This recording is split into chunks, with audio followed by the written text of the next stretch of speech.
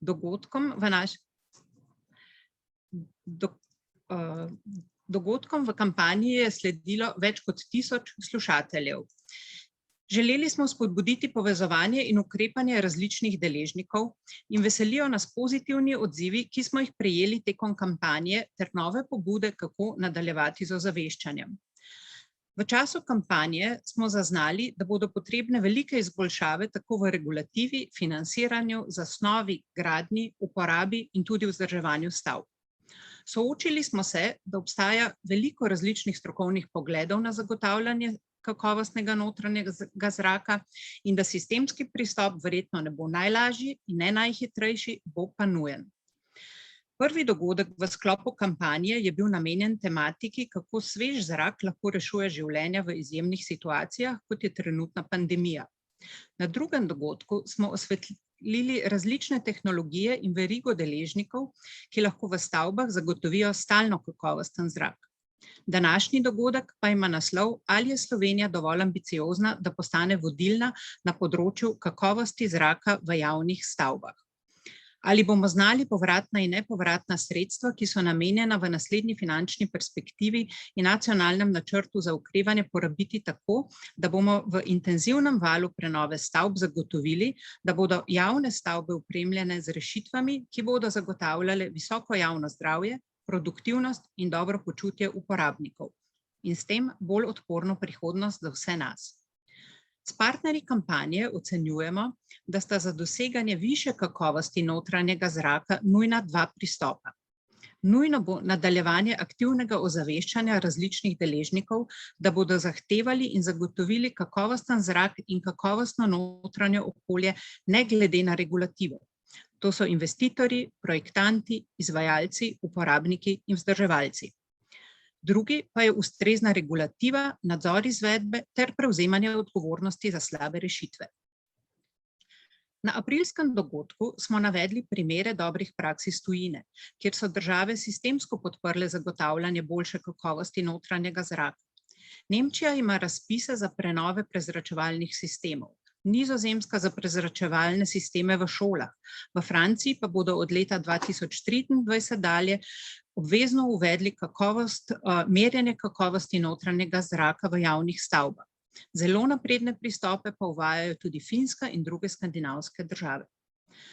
S partnerji smo v času kampanje pripravili tudi anketo o kakovosti notranjega zraka za širšo javnost. Iz odgovorov lahko zaključimo, da je interes za kakovosten notranji zrak zelo velik. Več kot 60% anketirancev meni, da kakovost notranjega zraka močno vpliva na njihovo zdravje, dobro počutje in produktivnost tako doma kot na delovnem mestu. Več kot 95% anketirancev pa meni, da spremljanje in uravnavanje kakovosti notranjega zraka, da je koristno tako doma kot na delovnem mestu.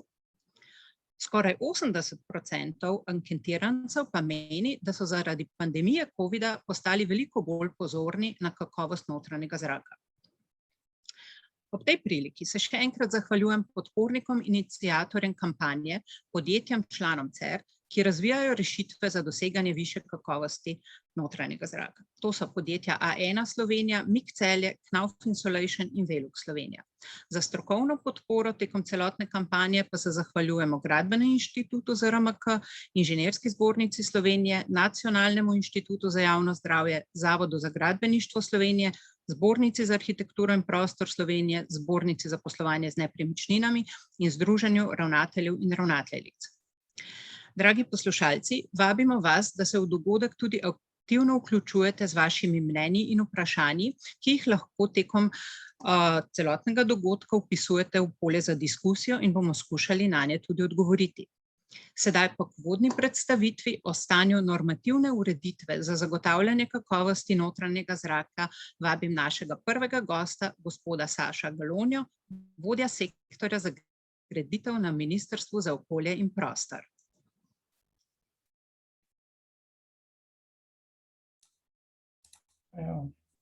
Dober dan vsem skupaj. Se vidimo in slišimo, ne? Predstavljen sem že bil, ne bom se ponavljal, ja, že več kot 20 let delam na ministrstvu.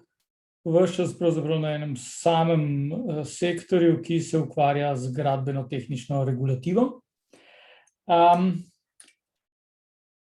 In seveda znotraj tega se seveda dotaknemo tudi zraka, prezračevanja. Vi vsi veste, da ima gradbeni zakon 7 oziroma pri nas 8 bistvenih zahtev. In ko razmišljamo o prezračevanju, o kakovosti zraka, o bivalnem ugodju, se dotaknemo tretje bistvene zahteve, higienske in zdravstvene zaščite in zaščite okolja, in posredno seveda tudi varčevanja z energijo. V zakonu so napisane neka taka splošni okvirji, na kaj moramo pri gradnji objektov paziti. To so take zdravorazumske trditve, v katerih se najbrž sploh ne da niti dobro skregati, ker jih najbrž bi potrdili že otroci v osnovni šoli. Je pa ti členi o bistvenih zahtevah so nam podlaga za to, da pripravljamo konkretne gradbeno-tehnične predpise.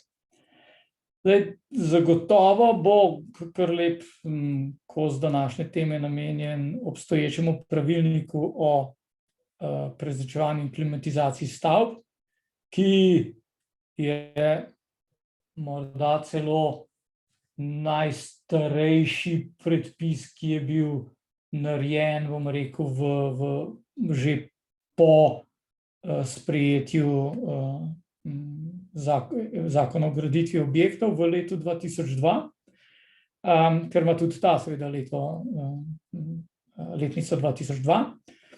Pravilnik je bil enkrat samkrat malo spremenjen, nič ključnega. Takrat smo se pogovarjali predvsem o legioneli, mogoče se nekateri še spomnite zapletov okoli gradnje, mislim, da ekološke klinike, kjer seveda neposrečne rešitve, pa cela zgodba okoli tega, ki je pripeljala do takrat ozaveščanja o problematiki legionele. Do takrat najbrž Slovenci sploh nismo slišali za to in sploh nismo se zavedali tega problema. No, od takrat naprej pa je bila potem tudi tema celo pravilnika v enem detajlu. Ta pravilnik, ker je star 19 let, je definitivno zelo zrel za to, da ga prenovimo, in bi najbrž tudi že ga, če bi imeli neko stabilno pravno okolje, predvsem pa zadosti ljudi, ki bi na ministrstvu se s tem lahko ukvarjali. Celo vsi upam trditi, da je večja zadrega v tem trenutku tega, da je nas premalo tukaj, da bi pokrivali vse vsebine, kot pa da bi ne imeli potrebnih finančnih sredstev, če bi jih rabili. Tako se seveda ta projekt iz leta v leto odmika in premika, in vse do lanskega oziroma letošnjega leta s covidom, s tem, kako smo zaprti noter, da vemo, kako se širi ta virus, kje ga staknemo, ni bil tako izpostavljen, zdaj pa seveda prihaja bolj na plano in seveda se potem izpostavlja zahteve po njegovi hitri prenovi. Ko ga bomo prenavljali,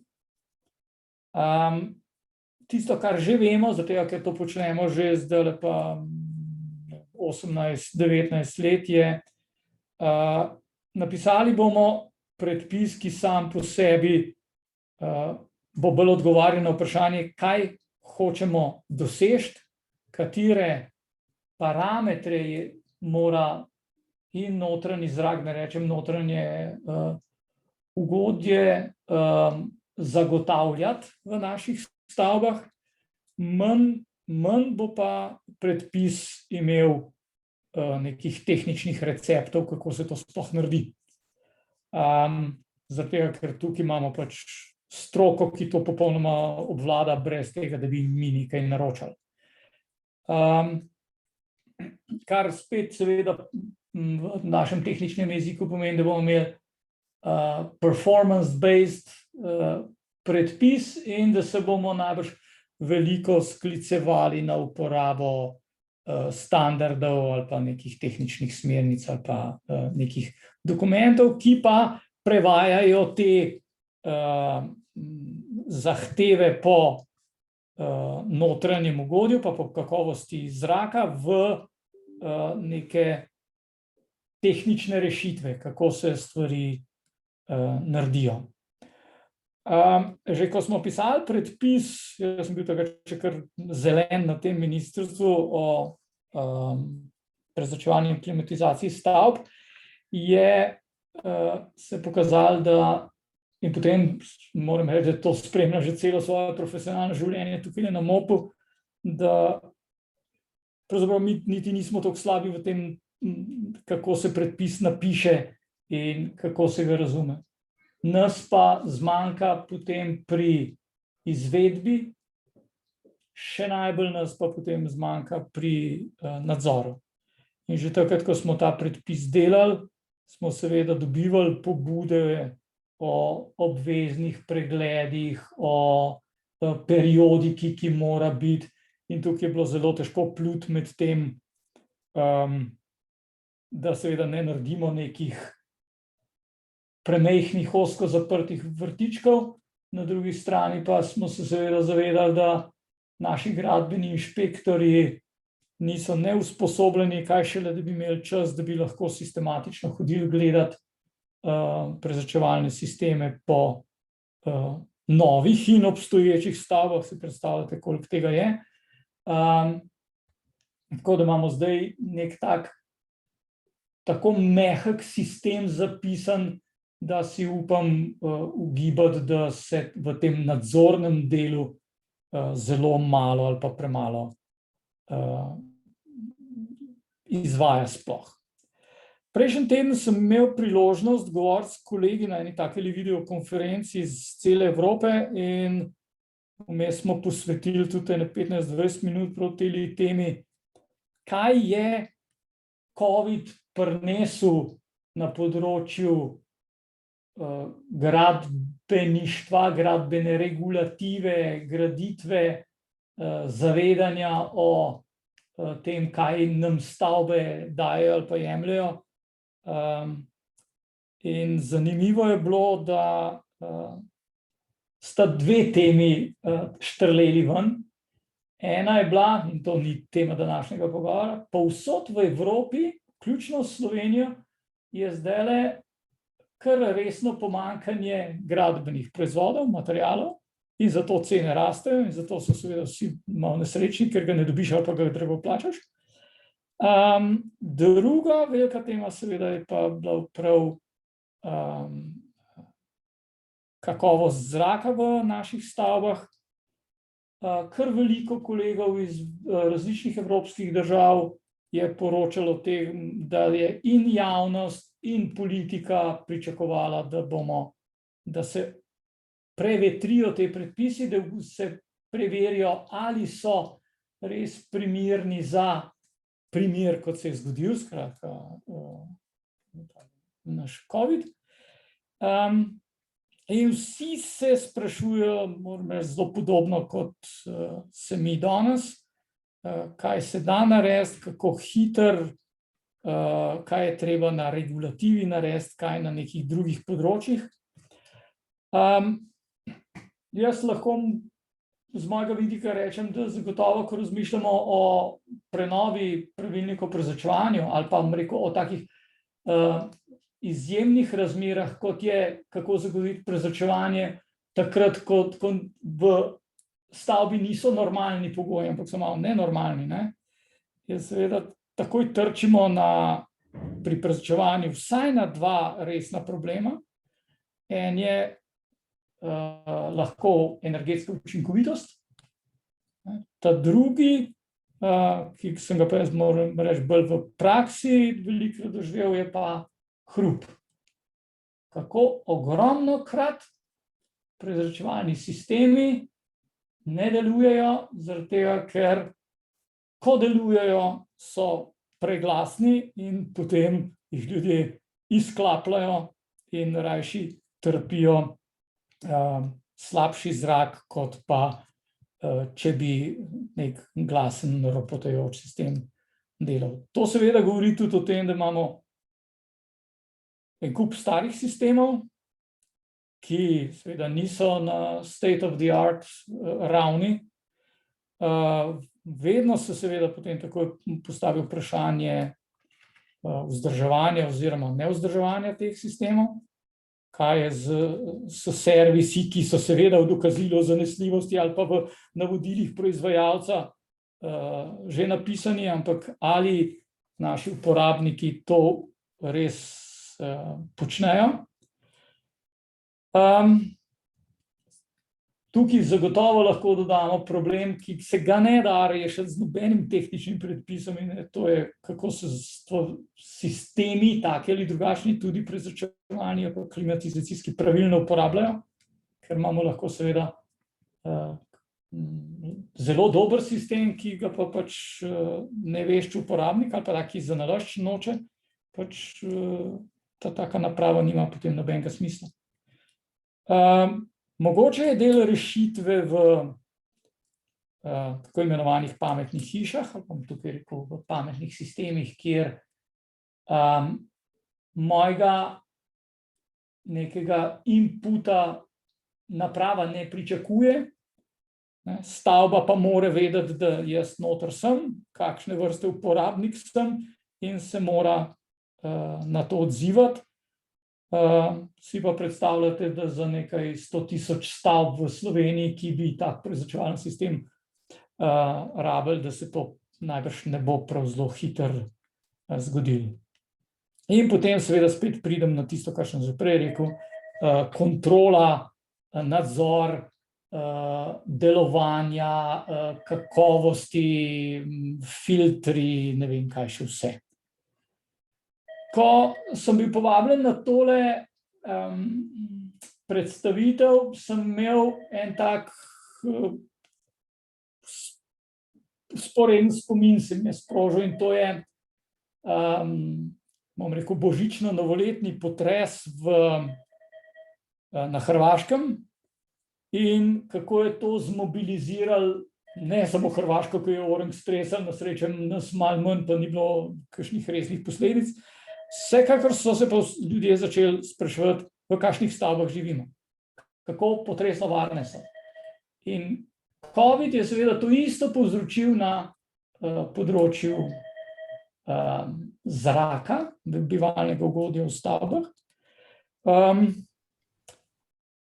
Tisto, kar že zdaj vidim, je pa seveda, da se tako pri potresu že čuti, da seveda je minilo že pol leta, ljudje že malo pozabljajo in politiki, ki so obljubljali pred, ne vem, 3-4 meseci, kaj vse se bo zelo hitro zgodilo, zdaj se pa pač to ne dogaja več tako hitro in bomo videli, koliko te iskrene želje potem, da prehitimo potres, bo sploh še ostalo. Zelo podobno bojim se dogajati, pa se bo dogajati takoj, ko bomo več zunaj in ko COVID ne bo glavna dnevna tema celega sveta. Kako ohraniti ta zagon, ki zdajle je, da pridemo mi do prenovljenega predpisa, da so strokovnjaki, ki projektirajo, izvajajo, bolj zavedajo, kako prav narediti, predvsem pa uporabniki, kako vzdrževati in uporabljati, da bodo zadeve res dolgoročno take, kot si jih človeštvo zasluži. Samo še zadnji stavek, in to je Omenjeno bilo zdaj čisto na začetku nekaj, kar ni naša domena, in to je seveda financiranje, ker to seveda stane, posebej v stavbah, za katere mislimo, da je že vse z njimi v redu, ker so pač obstoječe stavbe, je tudi zrak bo treba vtakniti v ta koncept, ki ga zdajle pač, pa moram reči, da že kar večina stroke in mislim, da tudi naših uporabnikov popolnoma razume, in to je celostne ali celovite prenove. Skratka, ko se stavbe lotimo, se jo moramo lotiti z vseh njenih vidikov, ne samo z enega, tudi če to pomeni, da je treba časovno zadevo raztegniti na leta in leta, ampak da imamo jasen osnoven koncept in da začnemo tam, kjer je najbolj ključno, pa tam, kjer se najbolj v strukturo posega, in potem lezti do končnega cilja, in to je imeti staro stavbo, ki je tako sodobna, da bo nam služila še naslednja desetletja. To je bila moja uvodna predstavitev. Hvala, upam, da nisem bil predolg. Saš, hvala ti. Hvala za predstavitev in tudi kritično razmišljanje o vašem delu.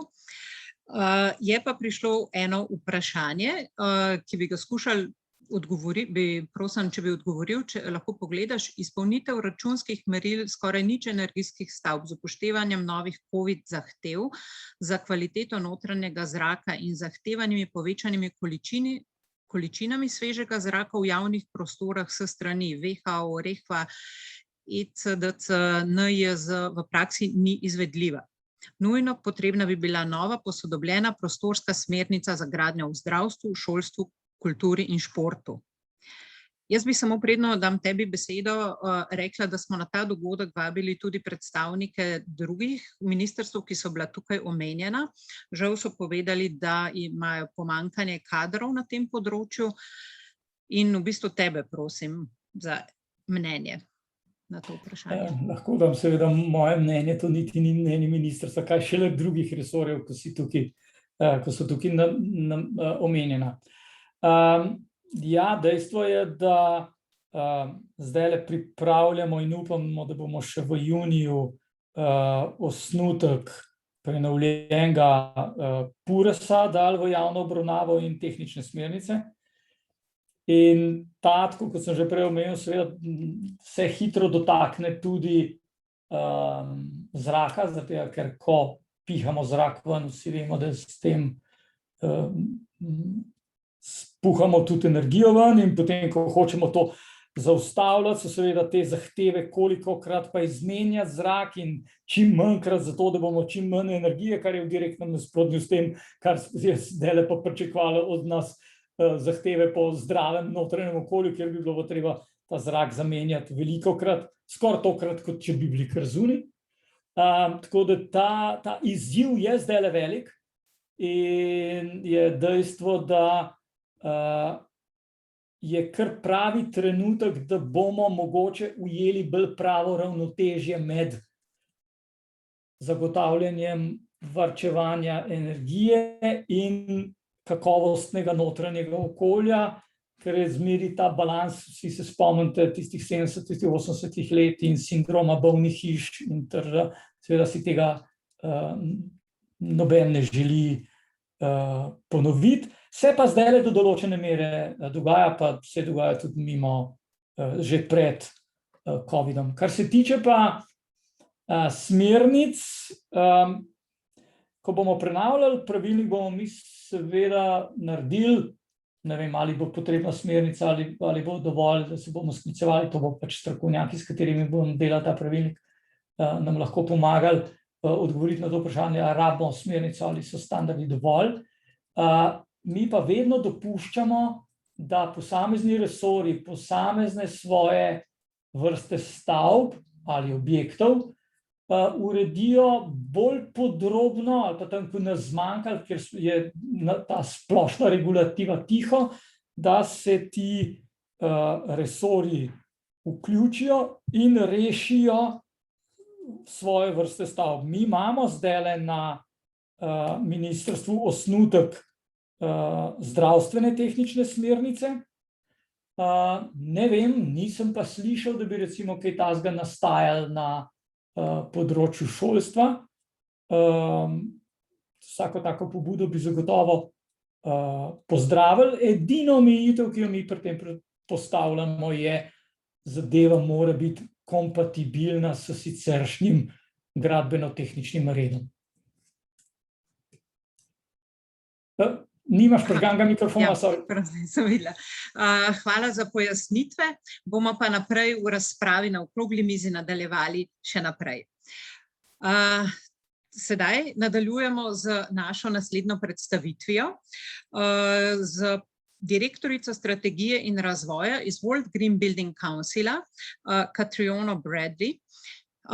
Gospa Catriona je svoj posnetek poslala, ker žal trenutno je na enem drugem dogodku, ampak ker smo jo že večkrat povabili, je absolutno želela sodelovati, saj v World Green Building Councilu imajo prav tako kampanjo za boljši zrak v notranjih prostorih. Tehnika, prosim. Hi everyone, my name is Katrina Brady. I'm Director of Strategy and Development at the World Green Building Council, and it's my great pleasure to be able to join you virtually for this session about air quality in the built environment.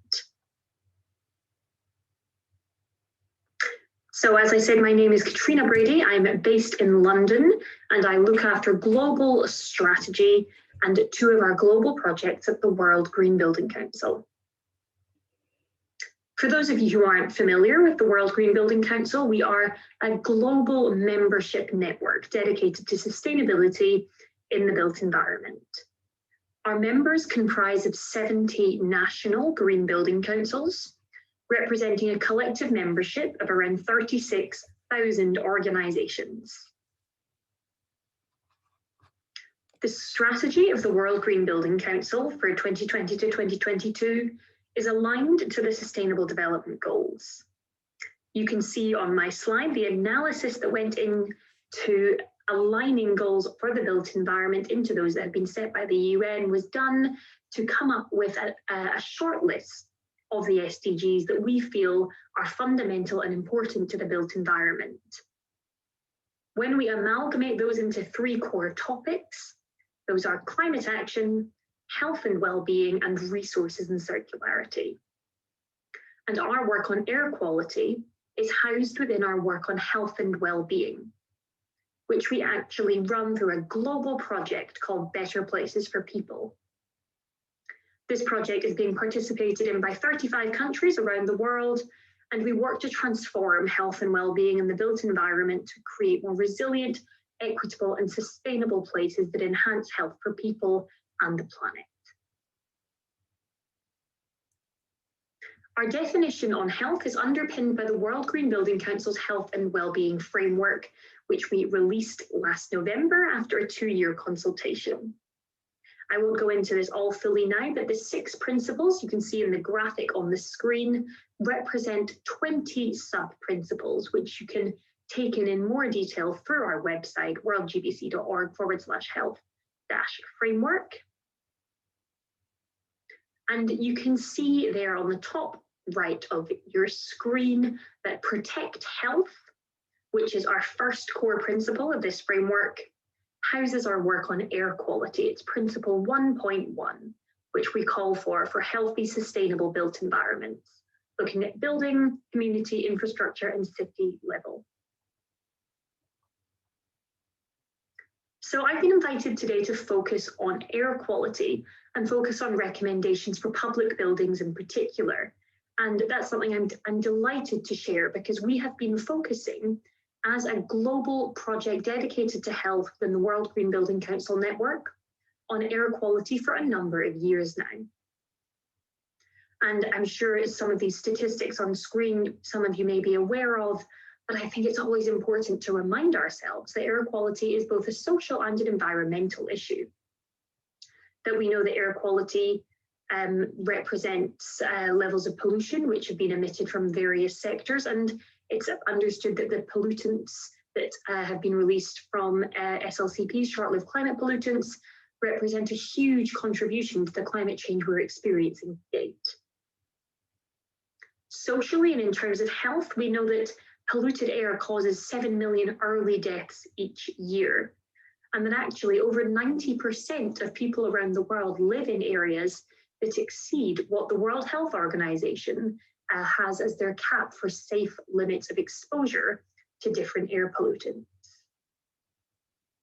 But to me, perhaps the most dangerous and worrying fact is the fact that we are so uninformed about the air we breathe. And in much of our social infrastructure, in many of our public buildings, our schools, our hospitals, our care homes, we are often dealing with the most vulnerable people who perhaps are most likely to be impacted negatively and have their health compromised by poor indoor or outdoor air quality. So for this reason, we decided to put together a dedicated campaign called Air Quality in the Built Environment, in partnership with the Climate and Clean Air Coalition. The campaign aims to promote a sustainable built environment that mitigates both the cause and the effects of air pollution on buildings, reducing harm to people and to planet. There are four main areas to this campaign, and it means that the campaign is very holistic in terms of looking at air quality, because there are so many factors at play that do all interconnect, even within this one sector. Firstly, we want to reduce the contribution of the built environment to ambient pollution, to outdoor pollution levels. Now, of course, we don't always necessarily associate our buildings with creating outdoor pollution. It's very well known that that pollution comes from transport or waste or agriculture, even farming. But the building and construction sector and the energy that we use within our buildings can really contribute to that pollution. So it's something we're consciously trying to mitigate. Additionally, we think in detail about indoor air pollution, and we'll go into that in just a second. Thirdly, we promote sustainable building operation, because the last thing that we want to do is to create panic or concern about indoor air quality and lead to the heightened use of energy using technologies to enhance ventilation or remove pollutants, which consequently could worsen air quality elsewhere or upstream because of the energy being used to power that technology.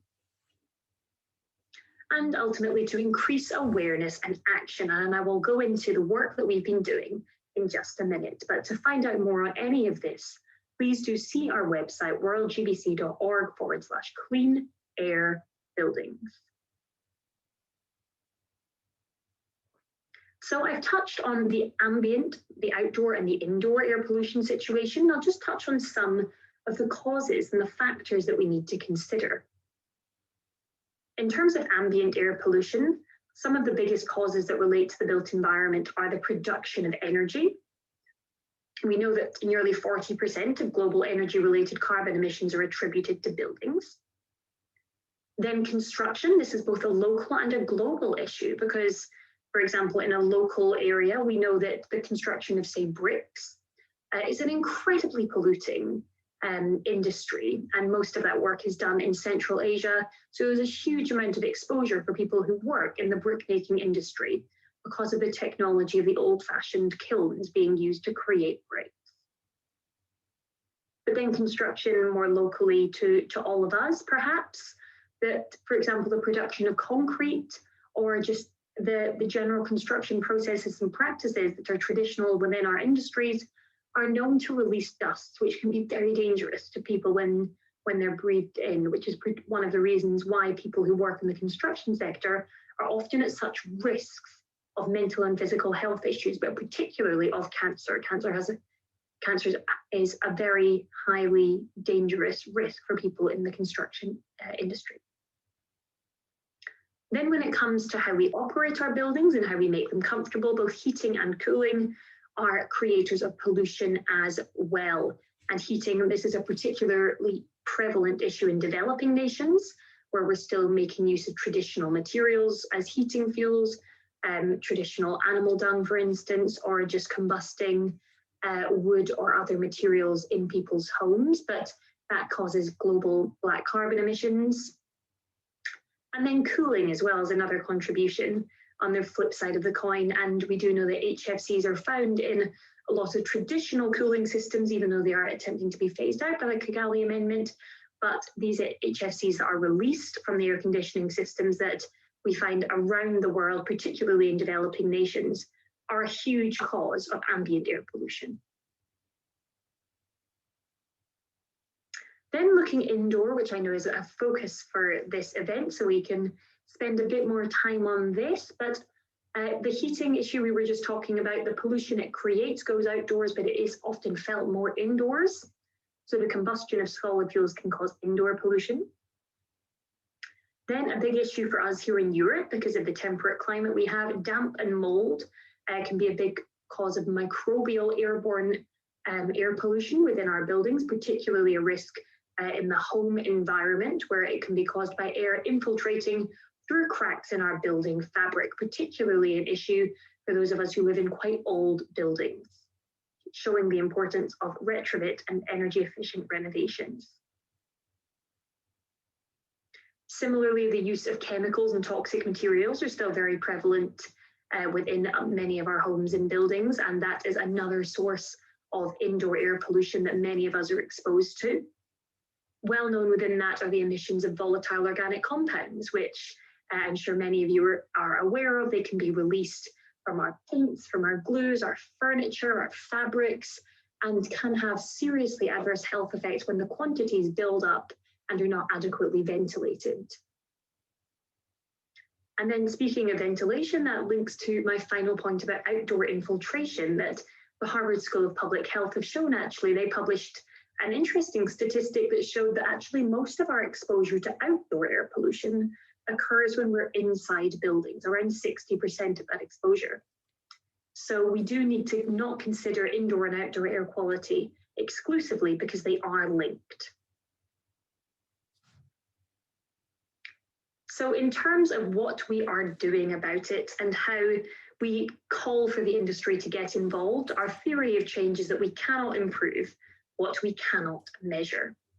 And that's particularly an issue for an invisible environment and health threat like air pollution. So we are committed as a global network to increasing access to vital data on air quality.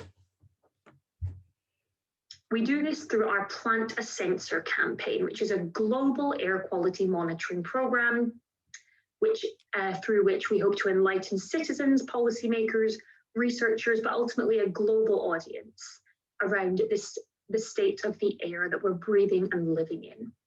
And you can find out more on this through our website. The links on the page about how you can get involved as well.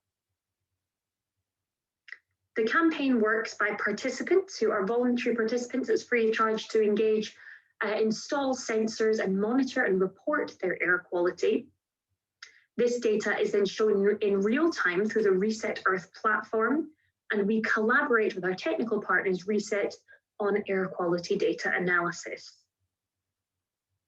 And this is what it looks like. You can access this map through the World GBC website or through Reset Earth, and you can see on all the dots in the screen the real-time indoor or outdoor air quality data, depending where the sensors are planted.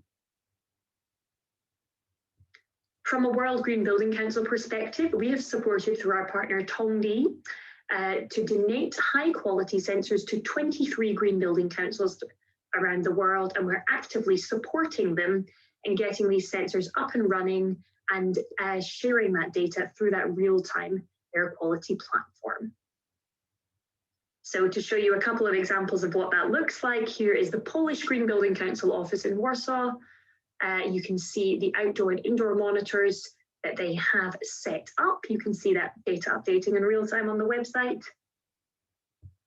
And a more recent participant, our first participant from Africa, Cameroon Green Building Council, again, you can also see their indoor and outdoor sensors. So this is a campaign that we would invite many people to get involved in. We're looking to increase the number of public buildings that we include within the campaign. So please do reach out to me if you are interested in getting involved with the campaign. But in terms of outcomes, You can stay tuned with the work from the World Green Building Council as we develop research outcomes from this air quality data at global, regional and national level.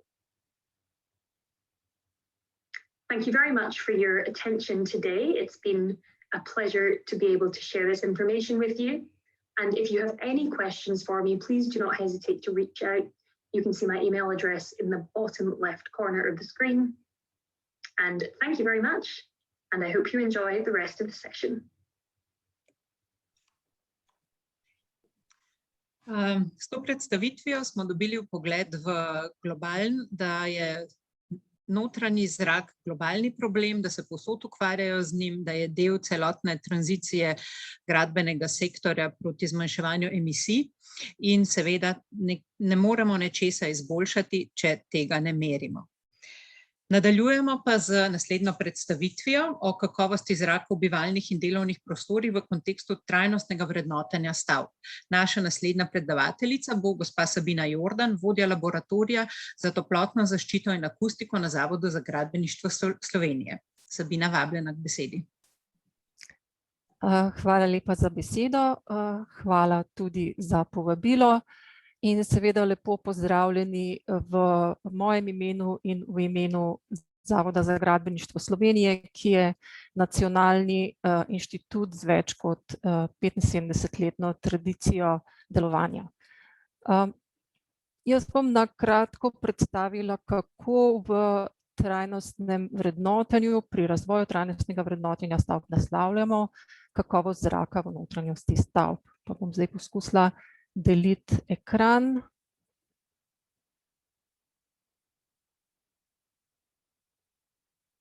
Jaz upam, da se tole vidi. Deluje, ja. Ja, deluje? Deluje, lahko. Samo trenutek. Takole. No. Pa kar začnimo. Osnovna funkcija stavb, že zgodovinsko gledano, je, da nudijo ljudem fizično zaščito pred različnimi vplivi, meteorološkimi vplivi, recimo padavinami, temperaturami, da nam nudijo varnost, tudi psihološko zaščito in intimnost. Nudijo nam torej neko specifično okolje in nam omogočajo delo in bivanje. Torej so namenjene prvenstveno ljudem, na to pa kar pogosto pozabljamo. V zadnjih letih je bil fokus pri stavbah v zelo veliki meri na energiji, pa na vplivih na okolje, kar je seveda še vedno zelo pomembno in zelo prav. Ampak vse bolj pomembna postaja ta varnost ljudi, dobro počutje, ugodje in udobje, tudi in pa v vidu starajoče družbe ter družbe, ki želi nuditi enakost za vse ljudi, tudi za gibalno ovirane, pa za starejše, otroke in tako naprej. Vemo, da preko 90% časa v sodobnih družbah preživimo v stavbah in ta delež se je po vsej verjetnosti z epidemijo še poslabšal oziroma povečal. Zato je zelo pomembno, kakšne so naše stavbe, ker vplivajo dejansko na to, na naše zdravje, na ugodje, počutje, storilnost in tudi na ustvarjalnost. Poleg tega pa vemo, da se standardi, naši standardi, glede ugodja, ves čas spreminjajo, se dvigujejo, postajamo bolj zahtevni in pričakujemo več od stavb. Dejstvo je, da sodijo stavbe med dobrine z zelo dolgo življenjsko dobo. Tam govorimo o 50 let in več do 100 let. To niso potrošne dobrine, ne obračajo se prav hitro. Zato je delež novogradenj razmeroma majhen. Stavbe obstajajo v večji meri, tako kot so trenutno, celoten stavbni fond, praktično 80% celotnega stavbnega fonda, ki bo po ocenah, po nekih raziskovalnih ocenah v uporabi še leta 2050 je že zgrajen. V Sloveniji je kar 50% stanovanjskih stavb obstaja izpred leta 1970. Potrebujemo torej hitrejšo in temeljitejšo prenovo, zares temeljito, celovito. In z doseganjem okoljskih ciljev prenove, to je tisti 3% delež temeljite prenove do leta 2030, ki smo si ga zastavili, ta cilj, za prispevanje k okoljskim ciljem. S tem bomo prispevali tudi k človeku bolj prijaznim stavbam. No, trendi v Evropski uniji trenutno kažejo, da seveda veliko govorimo o energijskih pogledih, o energijskih standardih stavb, o ničenergijskih stavbah, do tudi plus energijskih stavbah. Ampak po drugi strani narašča močno ozaveščenost o uporabi materialov in virov, razvijajo se metodologije za analize kot pomoč, analize stavb kot pomoč pri prehodu na krožno gospodarstvo, pri uporabi materialov in surovin, pri optimizaciji stavb. Proizvodi sami se že oblikujejo za recikliranje in za ponovno uporabo. Stavbe se načrtujejo tako, da se razmišlja o razgradnji ob koncu življenjske dobe. Preplavlja nas digitalizacija. Celo uporaba umetne inteligence. In vse to bo seveda vplivalo na delovanje stavb, močno vplivalo v prihodnosti. Ključno pa je, in kot osnova za vse, je to širše razumevanje vseh vplivov stavb. To je tako imenovan koncept trajnostnosti, ki naše grajeno okolje obravnava z teh že zelo znanih treh okoljskih vidikov. To so okoljski, ekonomski in družbeni vidik, in pač v ospredje postavlja v sredino, v presečišče te množice postavlja trajnostno stavbo in človeka. Zato pa potrebujemo enoten sistem trajnostnega vrednotenja stavb. In Evropska komisija tukaj razvija okvir za tak enoten sistem trajnostnega vrednotenja, ki ga imenujemo Levels. V Sloveniji Levels predstavlja osnovo za razvoj nacionalnega sistema za trajnostno vrednotenje stavb v okviru projekta Care for Climate. Torej, podlaga za ta slovenski sistem za trajnostno vrednotenje stavb je Levels, in sistem se razvija v integralnem okoljskem, zelo široko zasnovanem projektu Life-IP Care for Climate, ki ga vodi Ministrstvo za okolje in prostor. V njem sodeluje 15 partnerjev, poteka pa že od leta 2019 in ima kar dolgo življenjsko dobo, 7 let. In ta vsebina, torej razvoj kazalnikov trajnostne gradnje, predstavlja le en del projekta, dogaja se v akciji C4.4, v kateri smo združeni partnerji GIZ-RMK, Zavod za gradbeništvo in Ministrstvo za okolje in prostor. No, struktura kazalnikov za Slovenijo povsem povzema osnovno strukturo Levels, zato ima ravno tako 6 tako imenovanih makrociljev in ustrezen seveda pripadajoč nabor kazalnikov. In zato praktično nacionalno prilagoditev je pač potreben nek razvoj sistema, ki obsega tudi usklajevanje z zakonodajo, strokovno prakso, robnimi pogoji. In za tak delujoč sistem bo potrebno pripraviti zbirke podatkov, podati primerjalne vrednosti, zagotoviti programska orodja, skratka omogočiti dostop do znanja. Zato se vzporedno z razvojem samega sistema razvija tudi podporno okolje in pa vzpostavlja e-platforma kazalnikov trajnostne gradnje. No, tukaj sicer navajam, ne vem, če se vidi dobro na tej slikci, to je teh osnovnih 6 makrociljev, in seveda tukaj v okviru teh 6 makrociljev so številni kazalniki, in izmed teh kazalnikov, ki jih kar nekaj obravnava tudi vplive na uporabnika, je seveda eden izmed njih je kakovost zraka v stavbah.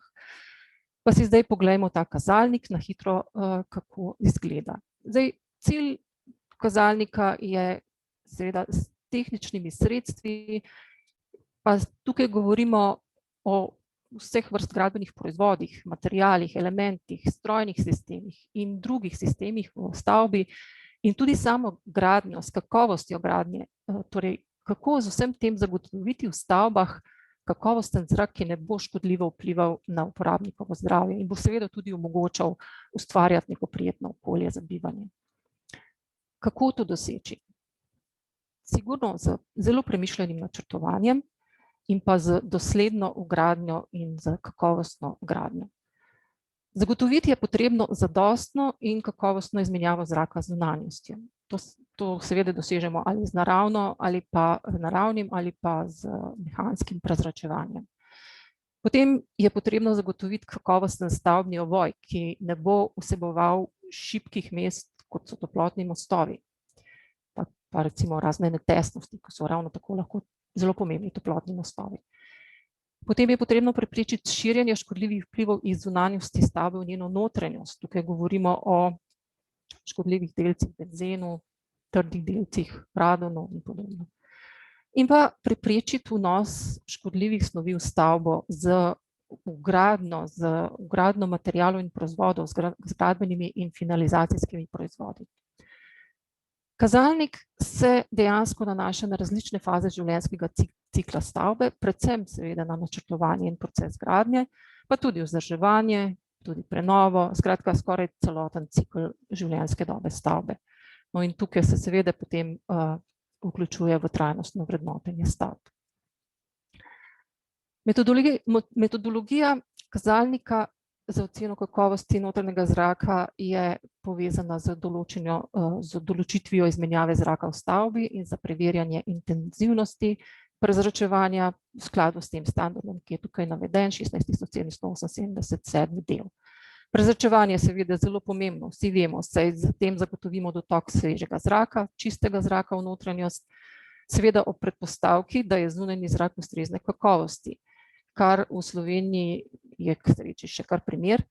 In s tem seveda zmanjšamo koncentracijo CO2 v notranjosti, uravnavamo relativno vlago, odstranimo iz prostorov neželene snovi, elemente, smrad in tako naprej. To prezračevanje je zelo pomembno, saj so naše stavbe, ovoj stavb vsled zakonodaje oziroma zahtev po energetski učinkovitosti čedalje bolj tesne, kar pomeni, da je same nekontrolirane, nezavedne ali pa te konstantne izmenjave zraka z okolico zelo malo. Včasih jo je bilo mnogo več, včasih je pihalo skozi vse špranje, energetska učinkovitost je bila majhna, toplotno ugodje pa tudi in zrak pa je bil morda zaradi tega nekoliko boljši. Stavbe se glede na rezultate kategorizira skladno s standardom SIST EN 16798 prvi del, in sicer po stopnji prezračevanja oziroma izmenjavi zraka izraženo v litrih na sekundo na kvadratni meter. Drugi pokazatelj je koncentracija CO2 izražena v številu delcev na milijon in pa relativna zračna vlaga v procentih. No, potem imamo še druge parametre, ki jih opazujemo, takšne, ki se nanašajo na zunanjost. Prvi je škodljiva snov benzen. Tukaj pri tem parametru ocenjujemo zunanji zrak stavbe na dani lokaciji skladno z kategorijami iz standarda 16798 tretji del. Potem so tukaj aerosoli, trdni delci velikosti 2,5 in 10 mikronov. Na slikci je prikazan en primer podatkov iz spletne strani ARSO za prejšnji petek. Sem z njihove spletne strani pobrala podatke, da vam jih prikažem za slovenska mesta, to so dnevne vrednosti in vidimo, da so te vrednosti pravzaprav dosti nizke v primerjavi z mejno vrednostjo, ki je pač pomembna za varovanje zdravja ljudi, ki je 50 mikrogramov na kubični meter, so zadosti nizke. Seveda pa jih ne smemo presegati več kot 35krat na leto. Glede aerosolov je potrebno povedati oziroma podati klasifikacijo predvidenega filtra prezračevalnega sistema pri mehanskem prezračevanju in sicer glede na standard ISO 16890 prvi del, glede na kategorije zunanjega zraka in na pričakovano kategorijo oziroma zahtevo notranjega zraka. Naprimer, za najvišjo kakovost notranjega zraka pri neki najnižji kakovosti zunanjega zraka je potrebno zagotoviti neke minimalne razrede filtrov in tukaj govorimo o kombinaciji F7, G, F pa F9 filtra. To je samo za primer. In še zadnji parameter v tej skupini, to pa je radon. Glede na lokacijo stavbe je potrebno opredeliti, ali se bo ta nahajala na območju, kjer v notranjosti ob določenih pogojih lahko pričakujemo povišane koncentracije radona. Zdaj, po uredbi o nacionalnem radonskem programu so ta območja, tukaj na sliki označena z rdečo barvo, pretežno je to Notranjska, Dolenjska, pa Kras in tako naprej. Potem imamo pa zadnjo skupino parametrov, to pa so tisti, pri katerih govorimo o notranjih virih škodljivih snovi. Prvi parameter je bioonesnaževalec plesen, in sicer tukaj z oceno nevarnosti rasti plesni v bistvu je potrebno preveriti za stavbo, ali obstaja na določenih delih, detajlih, na toplotnih mostovih nevarnost nastanka površinskega kondenza in preveriti notranjo površinsko temperaturo pri dani relativni vlažnosti zraka. Metodologija je skladna z dikcijo v tehnični smernici za graditev, ki pravi, da je pač potrebno se takim mestom, ki imajo večjo od 0,2 večjo toplotno prehodnost, linijsko toplotno prehodnost izogibati, ali pa je potrebno dokazati, da na teh mestih ne bo prišlo do nastanka kondenza, kar lahko vodi v pojav plesni. In še zadnji parameter, to so za zdravju škodljive hlapne organske spojine, tako imenovani VOC-i. Načeloma je materiale in proizvode potrebno analizirati, se pravi meriti. Določiti je treba skupno količino kancerogenih VOC-ev in poročati tudi o količini emitiranega, se pravi izločenega formaldehida. Vendar, ker v Sloveniji teh podatkov za materiale več ali manj ni, oziroma jih nimamo, zato je zaenkrat mogoče le nekakšno splošno preverjanje, ali je bil material ali pa produkt sploh v neki taki obravnavi in če je njegova tehnična dokumentacija opremljena z recimo katerim od znakov kakovosti, kot so tukaj predstavljeni na tej sliki. Evidentira pa se zlasti materiale, ki so finalni materiali v stavbah s fokusom na stropnih ploščah, barvah, lakih, talnih oblogah, laminatih, recimo lesenih oblogah, lepilih tudi in tesnilnih masah, pa tudi notranjih zaščitnih elementih. No, za konec bi želela še na hitro povedati par ugotovitev. Za uspešno zagotavljanje kakovosti notranjega zraka lahko v bistvu sklenemo, da je ključno seveda potrebno odstraniti vir, ki nam onesnažuje naše notranje okolje. Zdaj, človeka seveda ne moramo odstraniti kot vir, ker tudi človek emitira nekatere snovi, tudi radon je bolj vprašljiv, ampak potrebno je odstraniti vsaj tiste, ki jih je mogoče. Potem je treba vzpostaviti ustrezno izmenjavo zraka in to ali z naravnim prezračevanjem ali pa z mehanskim prezračevanjem. Pri tem je seveda treba vedeti, da pri naravnem prezračevanju je potrebno tega izvajati dejansko načrtno, ker to je odvisno od uporabnika. In čeprav je danes tako prezračevanje tudi vse bolj avtomatizirano. Pri mehanskem prezračevanju pa je potrebno paziti na pravilno zasnovo sistema, na vzdrževanje, ob recimo kakšnih predelavah, tudi na predelave in na ustrezno delovanje teh sistemov. Pomembno vlogo pa igra in bo tudi v prihodnosti vse bolj igrala, kot smo že slišali, senzorika in pa avtomatizacija. Potem, kot drugo, prezračevanje mora biti skladno z zdravstvenimi potrebami, tudi epidemiološkimi in zahtevami po energetski učinkovitosti stavb. Tudi to smo danes že slišali, zaradi epidemioloških razmer je prišlo do povečane potrebe po izmenjavi zraka. Več odpiranja pomeni več prezračevanja, več mehanskega prezračevanja pomeni tudi vpliv na rabo energije, spremembe v navadah so se dogodile, imamo delo na domu in tako naprej. In še kot tretje, kar bi želela poudariti za konec, je to, da moramo dejansko res čuvati naše naravno okolje in ohranjati kakovosten in čim manj onesnažen zunanji zrak v vseh okoljih, tudi v mestnem okolju, ker to prispeva k kakovosti tudi notranjega zraka. Tudi to smo danes že slišali in to dvoje je definitivno med sabo močno povezano.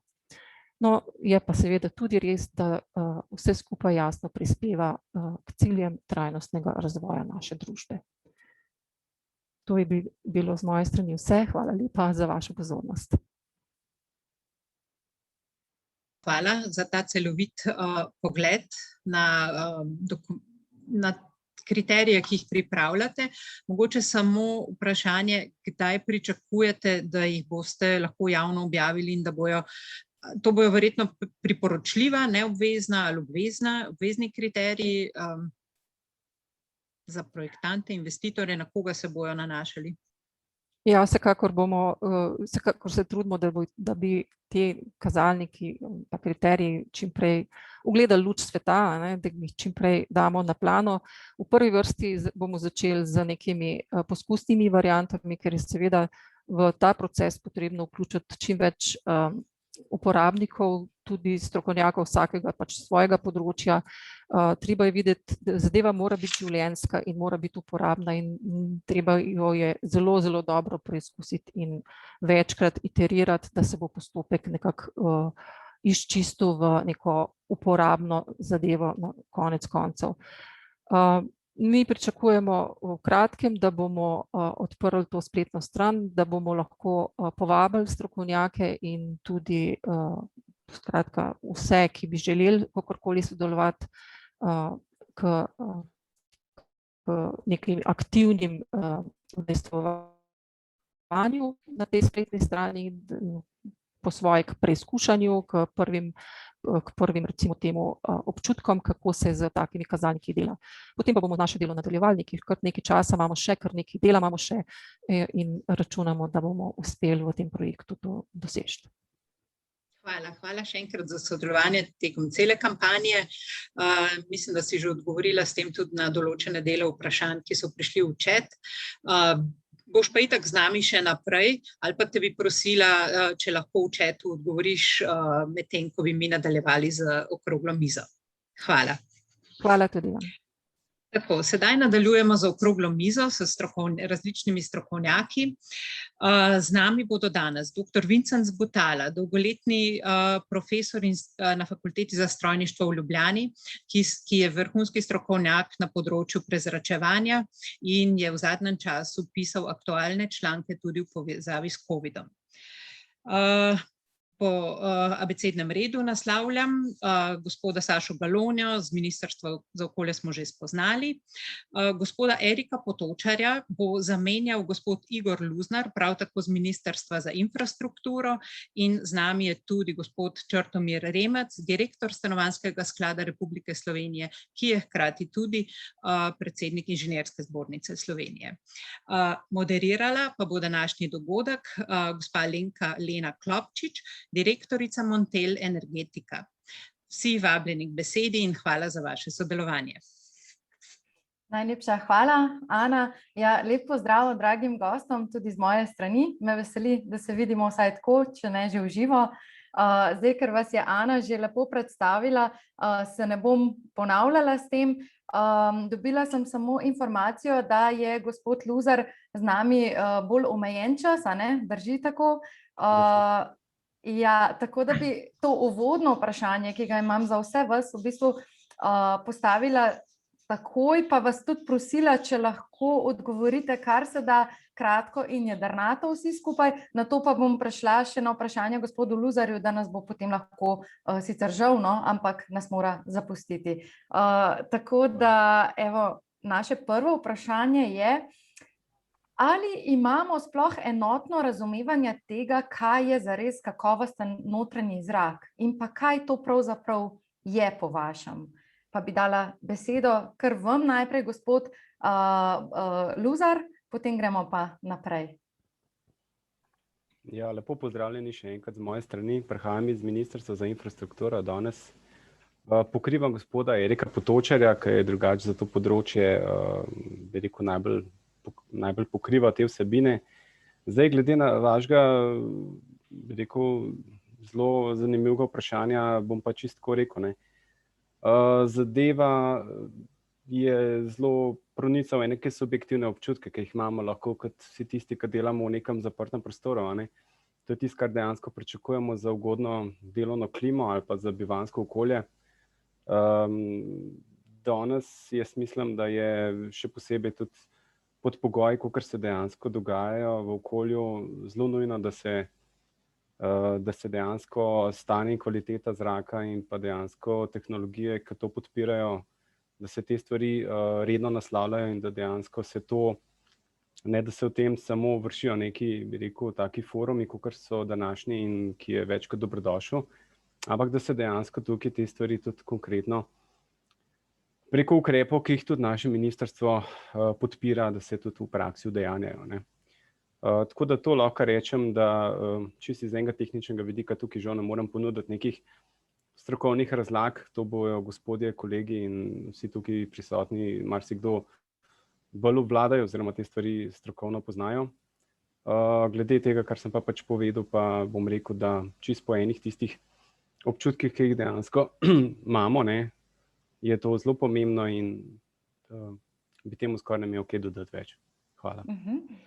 Doktor Butala, lahko vi odgovorite na ta isto vprašanje? No, kot je Ana rekla, ste precej obsežno v bistvu že pokrivali to temo oziroma jo pokrivate, tako da bomo veseli vaših besed. Ja, hvala lepa za povabilo. Kot že predstavljeno, sem upokojeni profesor Fakultete za strojništvo Univerze v Ljubljani, ki je v preteklih 20-25 letih pripravljal vse ključne strokovne podlage za relevantno zakonodajo, tako s področja prezračevanja, učinkovite rabe energije in tako naprej. Če mi pa dovolite, ker imam že besedo, bi pa jaz mogoče se osmelo sledeče. Če gledamo generalno, področje prezračevanja, odnosno predvsem kakovosti zraka, v preteklosti ni bilo deležne ustrezne pozornosti. In bom rekel kar odkrito, mogoče ne preveč kritično, da je delno zanemarjeno. In glede na obstoječi pravni red tudi zastarelo. To smo danes že ugotovili in zato je treba v bistvu naš pravni red z tega področja, se pravi vse zakone, predvsem pa podzakonske akte, seveda novelirati, popraviti, dograditi v skladu z zahtevami trenutnega stanja. Če pogledamo, zakaj pravzaprav se ne zgodijo premiki, zakaj v bistvu zapljamo na istem mestu že kar nekaj let, da ne bomo rekel desetletij. Po eni strani bom ocenil, da je to zaradi neizvajanja, odnosno nespoštovanja določil pravilnikov. Čeprav so te pravilniki zastareli, vem, da moram reči sledeče. Nekatere pravilniki tudi že vsebujejo elemente, katere bi morali upoštevati. Na primer, pravilnik o prezračevanju in klimatizaciji stavb v bistvu že uvaja pojem nizkoemisijske stavbe. Mi nimamo samo nizkoenergijske stavbe. Mi smo že v letu 2002, ko smo pripravili strokovne podlage za ta pravilnik, uvedli nizkoemisijske stavbe. To se pravi, kaj to pomeni? Da so lahko v stavbo vgrajeni samo tisti materiali, ki imajo nizke emisije, ki škodljivo vplivajo na človekovo zdravje. To pomeni, da so to materiali, ki so testirani, imajo test na dopustne emisije in seveda te dopustne emisije so vse pod dopustnimi kriteriji. In bom rekel, že takrat smo predlagali, da se v stavbe lahko samo vgrajuje materiale, ki ne škodujejo človekovemu zdravju. Mi smo to takrat kategorizirali v M1, M2 in M3. In M1 so materiali, ki so zdravju popolnoma neškodljivi, M2 so materiali, ki so na robu škodljivosti, M3 so pa materiali, ki škodujejo zdravju človeka, odnosno nimajo certifikata, niso preizkušeni. In da mi bi smeli vgrajevati v stavbe samo materiale, ki ne škodujejo človekovemu zdravju. To tudi izhaja določenih drugih zakonov in pa pravilnikov. Glejte, mi se tega ne držimo, čeprav imamo to že nekako v predpisu določeno. Zakaj se tega ne držimo? to tudi konkretno potem direktno vpliva na rabo energije. Se pravi, bom rekel, na učinkovitost ali na učinkovito rabo energije. Nadalje bi rekel sledeče. Virusi so prisotni. Seveda sedaj s to pandemijo je prisotnost virusa še toliko višja, toliko večja. Zato je tukaj tudi večja skrb za kakovost zraka. In seveda zdaj, ko govorimo mi o tej temi, prosim, je treba razlikovati. Eno je prezračevanje. Prezračevanje je tehnični sistem v stavbah, kot ogrevanje, klimatizacija, hlajenja, razsvetljava in tako naprej. Kakovost zraka je pa nekaj drugega. Kajti kakovost zraka je pa tista, ki mora biti zagotovljena tako v delovnem kot v bivalnem prostoru človeku, da ne predstavlja tveganje na zdravje človeka. In temu se je treba izogniti. In o tem lahko razsojajo zgolj inženirji, strojni inženirji, ki imajo za to kompetence in so za to usposobljeni. Se pravi, mi, ko bomo pisali novo zakonodajo, je treba razlikovati tehnični sistem, to je prezračevanje in pa kakovost zraka. In mi imamo že danes za kakovost zraka v notranjih prostorih, imamo v pravilniku prezračevanja in klimatizaciji stavb tako imenovano tabelo 7, ki je predhodnica pred menoj govorila. In tam imamo mi dopustne koncentracije, naprimer za ogljikov dioksid, za razon, za amonijak in amine, formaldehid, hlapne organske snovi, bom rekel, masno koncentracijo lebdečih trdnih delcev PM10. To imamo vse predpisano. Vendar, ta pravilnik, ta tabela je že zastarela, jo je treba obnoviti z ostrejšimi zahtevami, da bo to čim manj, bom rekel, predstavljalo čim manjše tveganje za človekovo zdravje. Dobro, gospod Butala, vas moram malo ustaviti, zato ker se bojim, da nam bo gospod Luzar sicer ušel. Bomo šli še potem tudi v detajle, ja, absolutno, brez skrbi. Bi pa prosila gospoda Remca zdaj tudi za odgovor na vprašanje, ali nekako poenoteno razumemo to, kaj sploh je kakovost čistega zraka, in pa tudi morda se še malo navežete na to, kaj sta predhodnika povedala, kaj torej je potrebno, čeprav bomo šli, kot rečeno, v detajle tudi kasneje. Izvolite. Ja, najprej hvala za povabilo.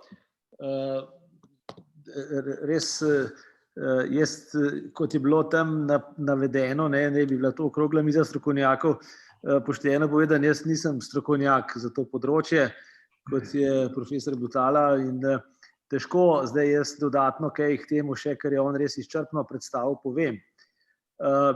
Lahko pa na nek način zagotovim, da Stanovanjski sklad Republike Slovenije v svojih projektih, predvsem tam, kjer mi sami gradimo, zagotavljamo tudi na tem področju sorazmerno visoke standarde. In zadnja soseska, ki jo gradimo v Mariboru, 400 stanovanj pod Pekarsko gorco, je v energetskem razredu A in ima tudi, se pravi, prisilno prezračevanje oziroma centralno prisilno prezračevanje z rekuperacijo, ker vemo, da pač sicer takega energetskega razreda sploh ne moremo doseči. Seveda so to tisti primeri najboljše prakse, tudi kar kupujemo na trgu stanovanj, smo na to pozorni in imajo prednost vsi tisti projekti, kjer temu posvečajo več pozornosti. Recimo še za čisto ilustracijo, projekt, ki se bo ravno kar začel graditi v Ljubljani na Dolgem mostu. To je sicer manjši projekt znanih arhitektov, kjer pa smo uspeli doseči zelo pocenitev celotnega koncepta, ampak kljub temu smo dodali nekaj dodatnih stroškov za digitalizacijo in verjamem, da bomo tudi tam nekako za senzoriko pokrili tudi to področje, poleg energetike tudi kakovost zraka. Ne bo to dovolj za enkrat. Dobro. Gospod Galonja, še vas prosim za tale prvi krog, če se lahko navežete tudi na predhodnike, pa tudi glede na to, da smo slišali, da bi bilo treba določene posodobitve izvesti, me zanima, kako hitro bi bile te po vašem mogoče? To je to vprašanje, ki si jih tudi mi postavljamo. kljub temu, da vsi tako, ta pravilnik je že najbrž 10 let zrel za to, da bi ga prenovili. In že marsikatero leto je bil v programu dela. Ampak ti programi dela se spreminjajo, dostikrat, pa v večini primerov ne iz tehničnih razlogov ali pa ampak čisto iz nekih drugih, včasih prozaičnih, včasih političnih.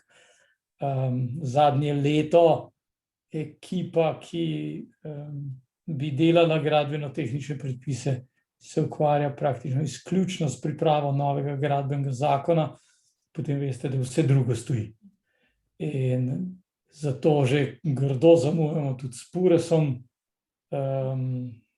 Takole, ko me pol prosite za takele pogovore, seveda je pol taka grenek priokus, ker sami vemo tisto, kar nam pol še vi tako nežno ali pa malo nežno poveste, ja, treba bi bilo ta predpis prenoviti.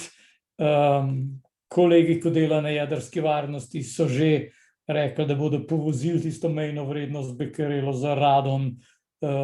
Še tako, kot je doktor Butala rekel, seveda marsikatera tam vrednost, ki je bila pred 20 leti, rekel, srednja kakovost je zdaj že pod standardom.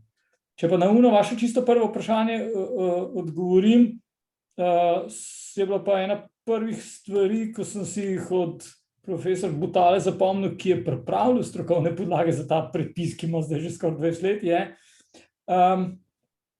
da pri notranjem ugodju ne moreš vseh ljudi zadovoljiti. Da se tukaj igramo pač z večino, koliko odstotkov ljudi sprejema to vlago, to temperaturo, ta prepih in druge parametre. Vseh pa sami dobro veste, ko imate majčkega dojenčka, si rabite čisto neko drugo klimo, kot, ne vem, če imate 150 kg in ste močno pretežki, ali pa potem, ko ste spet stari 80 let in imate od tega notranjega ugodja spet neka čisto druga pričakovanja. Hvala. Dobro. No, gospod Luzar, jaz imam zdaj še vprašanje za vas, bom kar 2 navrgla, no, če boste uspeli morda zaokrožiti odgovore na obe. In sicer, v zakonu o energetski učinkovitosti je navedeno zagotavljanje kakovostnega bivalnega ugodja, pa me zanima, kako boste to preverjali. In pa, ali imate morda že kak podatek o tem, kolikšna sredstva so predvidena v nacionalnem načrtu za okrevanje prav za to dano področje, torej za zdrav zrak v notranjih prostorih in s tem za zdravje ljudi, pa za kakšne projekte oziroma investicije gre pri tem, če imate kakšne podatke? Ja, v zvezi z vašim vprašanjem glede kakovosti bivalnega okolja pa načina preverjanja je to zdaj v izhodišču. Povem, da se spodbuja prenova stavb s ciljem, da se dosegajo energetsko učinkovitost kot tako. To je pač ena izmed tistih naših izpostavljenih področij na Direktoratu za energijo. V tem okviru pa v bistvu seveda lahko sodi dejansko tudi prenova prezračevalnih sistemov. Kot ukrep oziroma lahko izpostavim recimo pregled prezračevalnih sistemov kot način preverjanja kakovosti bivalnega okolja. To je tisto, kar se bo dejansko v prihodnosti lahko oziroma se bo izvajalo s tem v zvezi. Glede vašega drugega vprašanja pa lahko povem, da je predvidenih sredstev v zvezi s tem, koliko se bo namenilo v višini 5 milijonov evrov, je predvideno do leta 2025, zato da se spodbudi menjavo prezračevalnih sistemov v stavbah. To je podatek, ki ga imam trenutno na mizi. Kaj več vam pa v zvezi s tem, glede konkretnih, bi rekel, relacij v zvezi s tem denarjem, ki je predviden, žal ne morem ponuditi. Se sem pa že v bistvu vodoma pač že povedal, žal področja ne poznam, ga ne pokrivam vsebinsko, danes sem tukaj bolj kaj ne za pomoč. Tako. Dobro, potem pa najlepša hvala za to. No, zdaj, ko vas bodo potrebovali drugot, ne bomo hudi, če se boste odklopili, tako da ste pa vabljeni seveda, da zdaj ostanete še naprej, ker bi želela tudi ostale povprašati, da se morda navežejo kar na to, kar ste dejali, koliko sredstev je na voljo, ali se vam to zdi dovolj. Tokrat bi prosila gospoda Remca najprej, potem doktor Butala. Kaj pravite na ta znesek, ki ga je omenil gospod Luzar? Samo če vklopite mikrofon, gospod Remec. Pravim, jaz se bolj nekje lahko, kar se teh financ tiče, pa to znotraj naših projektov, tako kot sem že prej povedal, da namenjamo temu kar veliko pozornosti in glede na to, da investiramo red velikosti 100 milijonov letno, trenutno je tudi za to gre veliko denarja. Zdaj, koliko še dodatno bo šlo skozi vse mogoče subvencije oziroma predvidevamo tudi v okviru načrta za okrevanje, da bo kaj v ta namen, glede na to, da je COVID nas precej, kako bi rekel, s tem streznil glede na okolje bivanja oziroma predvsem, da so naša stanovanja postala premajhna in na nek način tudi še za dodatno delo od doma neprimerna. Tako da verjetno bo tudi v ta namen šlo. Pa da ne govorimo pol še o vseh drugih institucijah, od domov za starejše, kjer je bila situacija sploh porazna in povsod tukaj se bo preko različnih oblik vlagalo v te. Se pravi, bo nujno, da se bo prezračevanju oziroma boljši kakovosti zraka namenjalo sredstva. Tako da skupna vsota sredstev bo sigurno, jaz mislim, da v naslednjih letih kar izdatna. Ne glede na to, koliko ima postavke ministrstvo. Ok, hvala. Doktor Butala, kaj pa vi porečete? Ja, hvala lepa na vprašanju. Moje stališče je sledeče. Kada govorimo o tveganju za zdravje, pravzaprav ne bi smelo biti vprašanje denar, financiranje. Kajti država je dolžna zagotoviti, da preprečuje vsakršno koli tveganje na zdravje človeka, se pravi uporabnika notranjih prostorov, tako v delovnih kot v bivalnih prostorih. In poglejte, seveda Slovenija se morda znašla v nekem nezavidljivem položaju, tudi ki jo je še podkrepil COVID virus, kajti moramo se zavedati, da v Sloveniji ne potrebujemo samo sanacije prezračevalnih sistemov v stavbah, ki bodo zagotavljali kakovostni zrak v notranjih prostorih.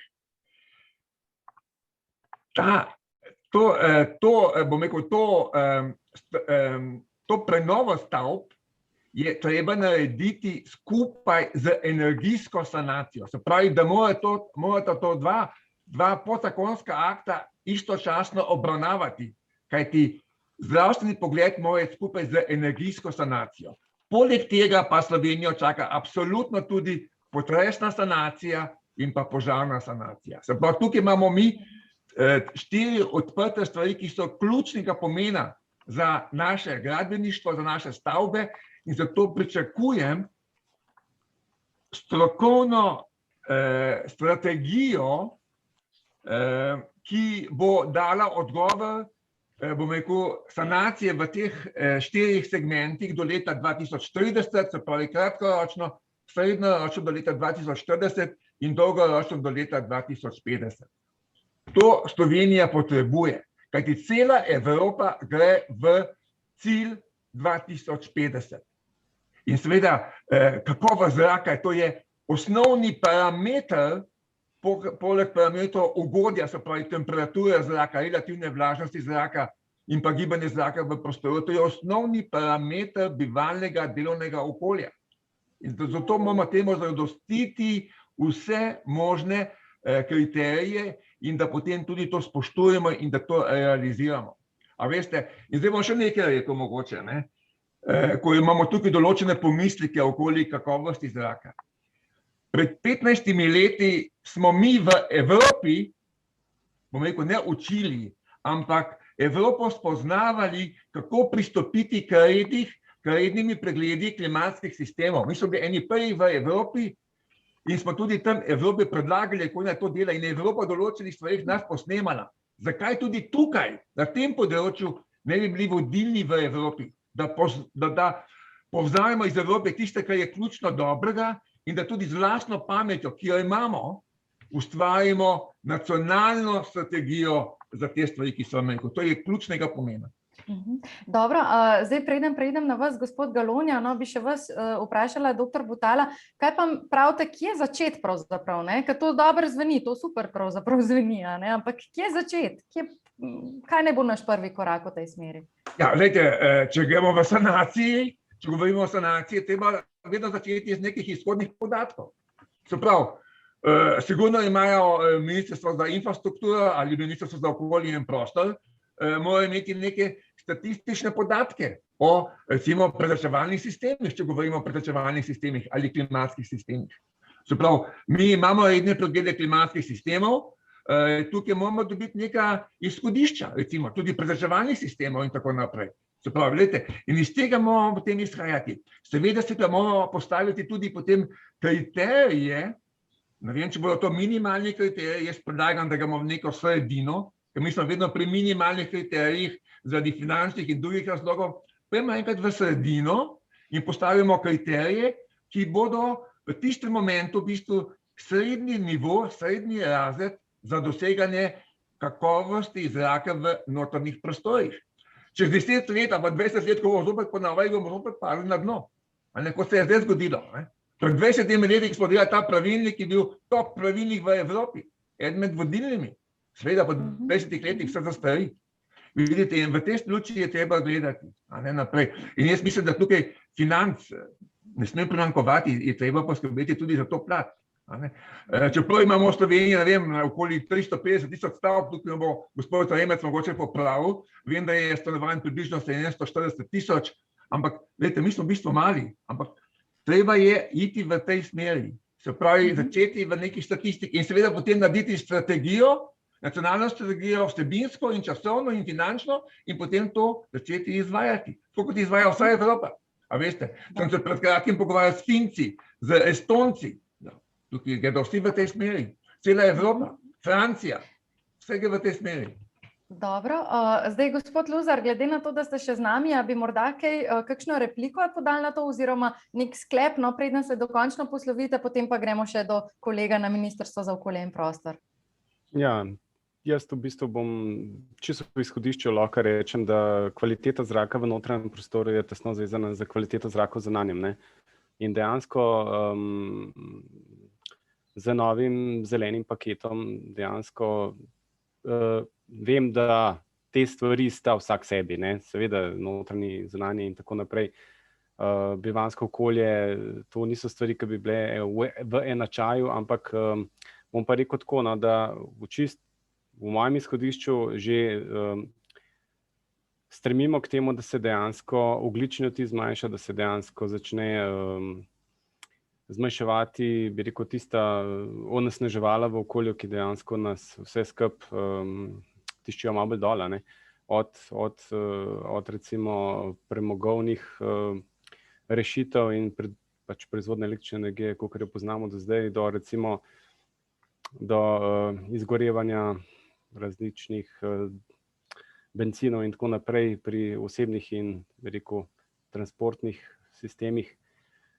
To je nekaj, kar jaz prepoznam kot v neki navezavi, ne. So tukaj neke korelacije, ne. Vsekakor pa je dejansko kvalitet, bom še enkrat se pač ponovil, kar sem rekel že na začetku, ne.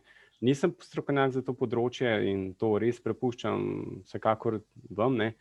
Tako da podpiram, no, pozdravljam pa dejansko to, da se dejansko te rešitve v čim večji meri vgradijo in omogočijo v vseh prostorih, ne. V prostorih poslovnih ali pa za zasebno rabo. Bom mogoče samo še omenil, tukaj obstaja več, bi rekel, komponent, ki jih moramo tudi mi na področju energije upoštevati, recimo vprašanje energetske revščine in tako naprej. Ampak to so področja, ki so zelo široka in mogoče so v nekem skupnem imenovalcu, ne, ki jih lahko tukaj opazimo ob tem vprašanju. Bi pa še enkrat, no, pač je zadeva zelo tako področna, no, to, kar imamo danes na mizi. Ne. Tako da to z moje strani, z moje strani toliko, no. Ja. Ok, najlepša hvala, gospod Luzar. Doktor Butala, vi ste se javili k besedi, tako da vam bom dala to možnost, no potem pa res sem že trikrat napovedala gospoda Galonjo, tako da je čas, da preidemo še k njemu. Izvolite. Hvala lepa, mogoče samo, da malo repliciram gospoda Luzarja. Bom rekel, notranji zrak, kakovost notranjega zraka je približno 100-krat slabša od zunanjega zraka.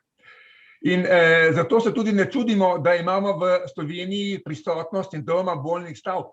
To je dokazano prisotno. Sam sem imel raziskovalni projekt interdisciplinarni skupaj z medicino dela in smo dokazali, da v slovenskih stavbah je prisoten, bom rekel, SBS sindrom. In zdaj to, kaj je zanimivo, kaj je vzrok za nastanek tega sindroma v stavbah. 52% vzrok je nezadostno, odnosno neustrezno prezračevanje. 17% vzrok je onesnaženo zraka v stavbi, se pravi iz gradbenega materiala, ki je vgrajen v stavbo. Zunanji zrak je samo v 11% vzrok, mikrobiološko 5%, oprema, pohištvo v stavbi 3% in nepojasnjeni vzrok je 12%. Vidite, zato je treba prostore prezračevati.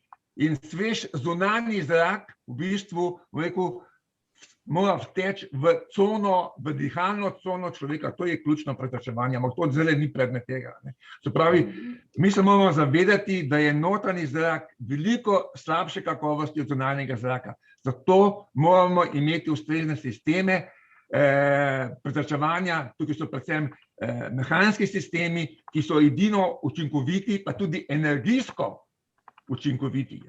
Zato tukaj ne smemo zdaj govoriti samo o energijski učinkovitosti ali bom rekel učinkoviti pretvorbi. Tukaj moramo imeti z roko v roki kakovost zraka, pa bom rekel raba energije. To je ključnega in z tega stališča tudi bomo morali izhajati pri nadaljnjih nadgradnji naših predpisov. Hvala lepa. No, dobro, hvala. Ja, tudi vam, gospod Luzar, da ste bili z nami. Nasvidenje. Gospod Galonja, zdaj me pa zanima, katero resorno ministrstvo oziroma inšpektorat je sploh usposobljen in pa pristojen za presojo kakovosti in učinkovitosti prezračevanja delovnih in bivalnih notranjih prostorov v času prisotnosti virusa predvsem, no, in tudi sicer, je to inšpektorat za zdravje, za delo, za okolje in prostor, morda za infrastrukturo, no, kot je bilo tudi v nekem delu nakazano, no, kaj bi dejali? Vprašanje, na katerega ni preprostega odgovora. Ali pa je pri čisto drugačnem sistemu. Kaj mislim? Ko se pogovarjamo o kater inšpektorat je, potem imamo že težavo.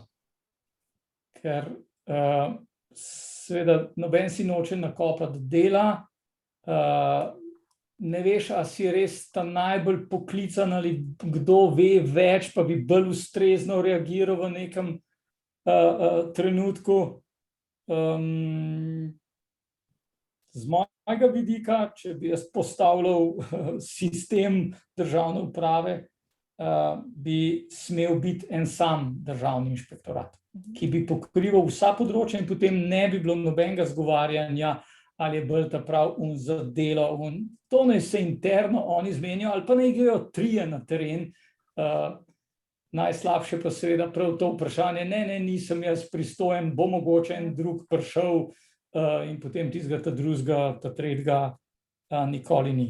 Če pa odgovorim čisto konkretno, tako uradniško suhoparno, pristojen je tisti resorni inšpektorat, ki je napisan v zakonu, ki je podlaga za sprejetje posameznega podzakonskega akta. In naš pravilnik o prezračevanju je pač narejen na podlagi gradbenega zakona, kar pomeni, da je ta prvi pristojen gradbeni inšpektor.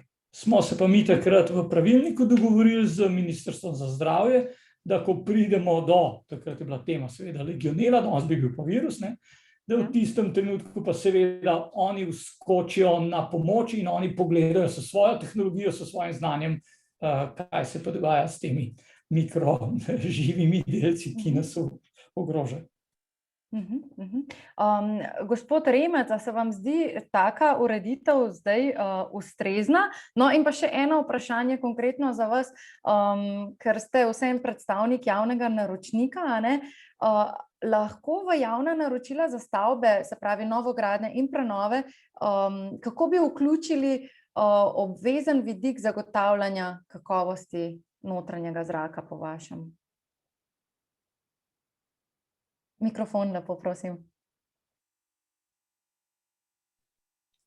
Kot je že profesor Butala prej lepo povedal, ne, da je tako kot pri prenovah, tako tudi pri novogradnjah je pomemben celovit pristop. Ne, to se pravi od statične sanacije, se pravi, da se izboljša potresna odpornost, energetska učinkovitost, tudi seveda požarna varnost in pa prezračevanje je sestavni del te celovite sanacije in seveda to pri novogradnjah je nekoliko lažje, ker nas dejansko standardi k temu zavezujejo. In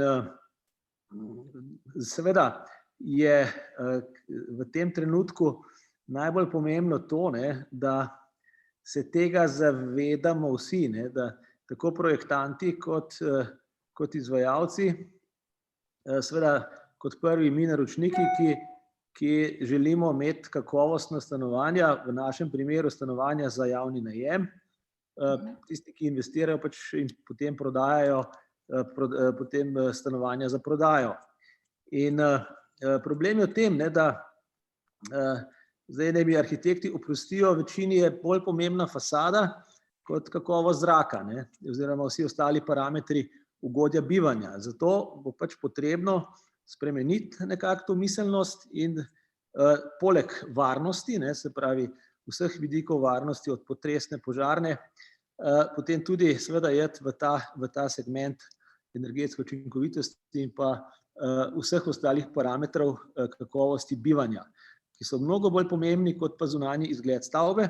Žal pa nekako danes še vedno gledamo vse od zunaj in premalo pozornosti posvečamo vsi skupaj tem ključnim zadevam, v katerih živimo vsak dan in toliko ur prebijemo, bodisi v stanovanju, bodisi na delu.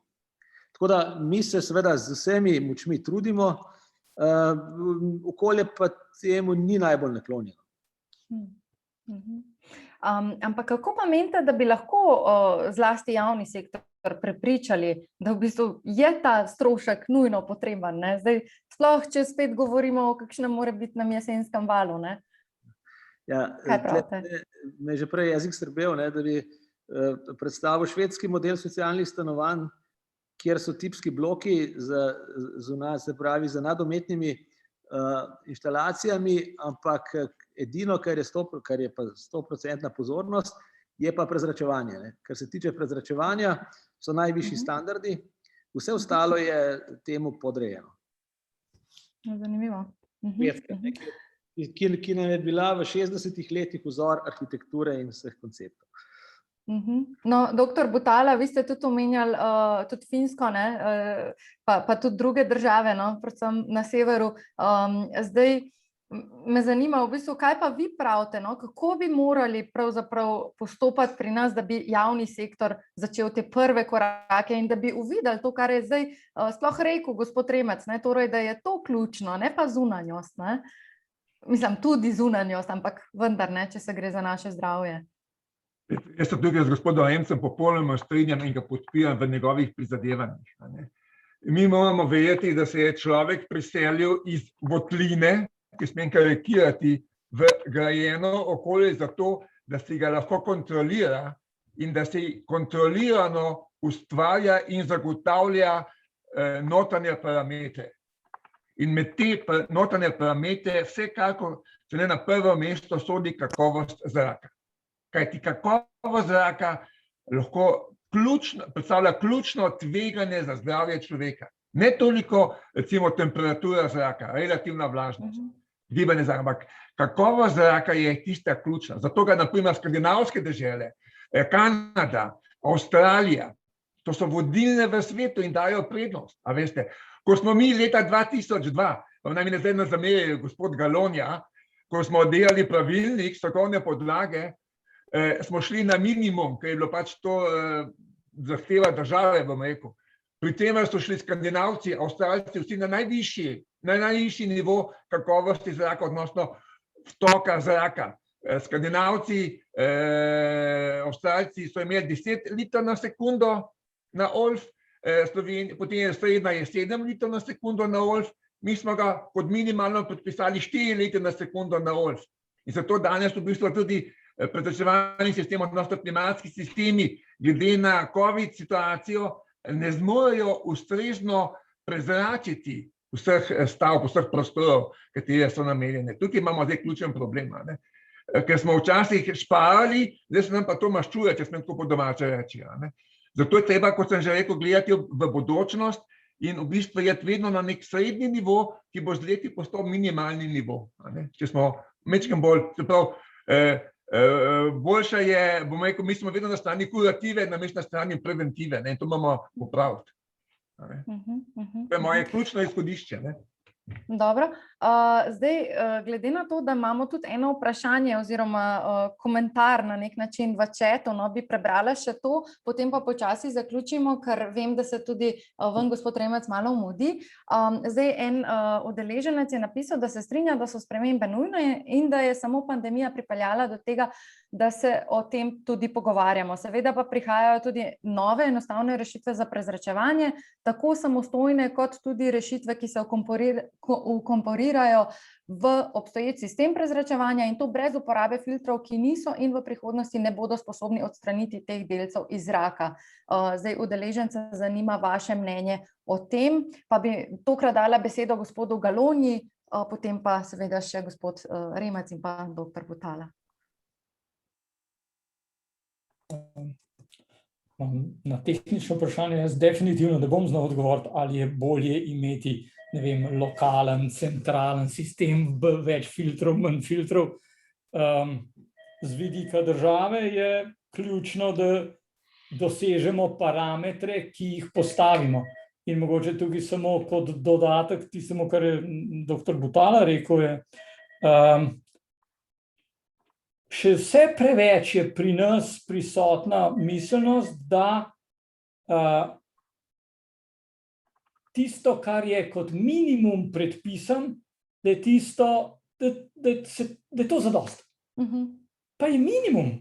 Država samo reče, ne pod to. Nikoli pa ni rekla, več ne smete, nikar ne počnite bolje. Pri nas pa jaz 20 let tole počnem, mi postavimo eno številko, pa rečemo, to je najmanj in potem vsa stroka, vsi investitorji lovijo tisto številko in okoli nje plešejo 50%, namesto da bi v resnici razumeli, to je minimalna številka, o kateri se ne moramo nič pogovarjati, seveda pa, če nekdo hoče prodajati, bom tudi rekel, nadstandardno stanovanje ali poslovni prostor, se mora pa točno s tem hvaliti. Omejenje na 10, mi zagotavljamo 15 ali 20 ali obratno pri energiji, kjer je seveda pač zdaj ta lestvica že postavljena. Povsod se da na ta način narediti, prikazati, kaj je bolje od tistega, kar je pa res državni minimum. Se pa z dr. Butalo strinjam v tistem koščku, ki je rekel, dajmo postaviti zdaj neke srednje zahteve, saj smo mi civilizacijsko že toliko napredni, da ni treba, da ko gledamo svetovne razrede nekih parametrov, neke kakovosti, ni treba, da gremo zmeri na najnižje, posebej, če upoštevamo, da ti predpisi potem nekaj časa veljajo in da tisto, kar je zdaj bil že zelo spodoben standard, da mogoče čez 5 ali pa 10 let ne bo nič več posebenega ali bomo celo rekli, da je že beden. Dobro, najlepša hvala za to. Gospod Remec? Ja, gledajte, Seveda imamo različna stališča, ne, in tudi različne izkušnje. In jaz predvsem gledam to skozi delo na projektih, kjer pač uporabljamo najbolj sodobne metode in na nek način tudi vključujemo strokovnjake, ki v Sloveniji najboljše strokovnjake. In seveda imamo vedno boljše in slabše in tudi na vseh projektih nimamo sreče.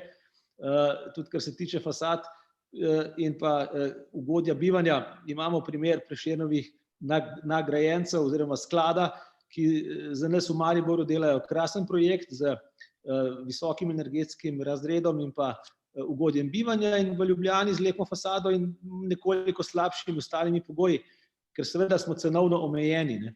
Tisti švedski model verjetno pri nas ga ne bi sprejeli, ne, da bi imeli tipske bloke pa nadometne inštalacije, ampak mislim pa, da je to, če so Švedi toliko razumni, moramo tudi mi vzeti določene stvari malo bolj resno, ne.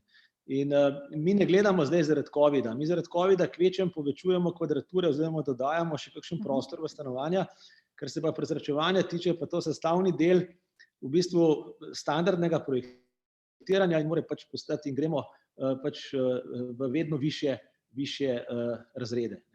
To je naš pristop, tako da se ne ukvarjamo samo s tem prezračevanjem, ampak je to sestavni del celovitega projektiranja. In še toliko bolj je pomembno, da so vse stroke, strojni inženirji sigurno največ vejo o tem, ne? In danes ne more biti vodja projekta nekdo, ki ne pozna vseh teh zadev, tudi vezano na prezračevanje. Zato se uporablja integralno projektiranje, kjer vsi projektanti pravočasno in enakopravno sodelujejo v vseh fazah in potem seveda lahko dobimo nič energijske stavbe in pa zdrave stavbe, ne. Tako da to je edini način, kako lahko to dosežemo. In pa seveda BIM, ne, se pravi, da informacijske, se pravi, vse sodobne metode uporabimo, ne, in to pač biroji se bomo mogli naučiti, vsi po vrsti, če bomo hoteli delati take stavbe. Tako da to nas še čaka še kar nekaj let prilagajanja, ampak mi smo na vseh večjih projektih, mislim, da smo že s tem na visokem nivoju, primerljivo z vsemi sorodnimi, se pravi, skladi po Evropi. No, to je pa res super slišati, ja. Doktor Butala, sem vas videla, da ste kimali, ko je gospod Remec govoril, no, tako da še vseeno bi vas prosila za eno zaključno misel ob tem. Ja, poglejte, tukaj popolnoma soglašam, kar je rekel gospod Remec, absolutno, da je gradbeni zakon je uvedel integralno projektiranje in seveda tukaj ne more biti arhitekt kot dominantna stroka, vse stroke so si enake, kajti, veste, sem tudi sam sodni izvedenec in v številnih primerih vidim, da je arhitekt tisti, ki naj bi bil vključen in pa vedno se ne spozna na vse. Zato jaz mislim, da je treba dati vsem strokam enako veljavo. Tako arhitektom, kot gradbenikom, kot strojnim inženirjem, elektroinženirjem in tako naprej. Mislim, da smo se vsi tukaj enotni. Ne? In zato tudi apeliram na vse inštitucije, tako za Ministrstvo za zdravje, kot vse, da vključujejo v svoje time, ki razpravljajo o kakovosti zraka, strojne inženirje. Inženirje, ki so specialisti za tehnične sisteme v stavbah. Kajti samo tako bomo lahko gradili in nadgradili obstoječe stanje in upam, da bodo naše stavbe z leti samo kakovostnejše, boljše in dejansko, da bodo dosegli tisti nadstandard, v katerem se danes omenja, in bo prišli ta standard, ali je res nadstandard, ki ga stavbe dosegajo. Ne. Tako da, gledajte, že odvisno od kakšen gradbeni material vgrajuje noter in tako naprej. Jaz mislim, da je tukaj treba narediti, bom rekel, detaljno nacionalno strategijo iz vseh teh zornih kotov, ki smo jih danes tukaj obravnavali. Hvala lepa. In jaz mislim, bodimo vodilni v Evropi, postavimo se svojo lastno zakonodajo, kajti moramo tudi vedeti, evropski standardi da, vendar je treba biti previden, kajti tudi Evropa je spoznala, da vsi evropski standardi niso najbolj kvalitetnejši. In naprimer na EBBD-ju, sedaj, ko je bil recast, so pripravili popolnoma nove standarde, a ne glede na predhodne. Tako da treba je tudi delati z, če smemo reči po domače, z lastno glavo, se opravičujem, z lastno pametjo in Slovenci imamo dosti te pameti. In dajmo jo najprej izkoristiti v domačem logu. Hvala lepa. No, Hvala tudi vam. Jaz mislim, da primernejše sklepne misli ne bi mogli imeti, a ne, Ana? Tako. Hvala, Alenka, za vodenje te odlične okrogle mize. Hvala sogovorniki za vaše misli. S to sklepno mislijo, gospod Butala, ste odgovorili tudi na vprašanje, ki je bilo tudi v chatu strani arhitektov, glede na podan komentar. Ampak dejansko, kot ste rekel, pomembne so vse stroke, pomembno je sodelovati, deliti znanje in ustvarjati zdravo bivalno ugodje za vse nas, varovati okolje in dvigovati kulturo bivanja. Tako da vsem še enkrat hvala za sodelovanje. V chatu je tudi povezava na naslednji Zoom, kjer bo možno še nekaj časa se pomrežiti v manjših skupinah, kjer lahko nadaljujete ideje, razprave, dileme, debate in iskanje rešitev, kako bomo delali naprej. Vsem še enkrat najlepša hvala. Se vidimo čez 5 minut na drugi povezavi. Nasvidenje. Hvala, nasvidenje. Hvala vsem, nasvidenje.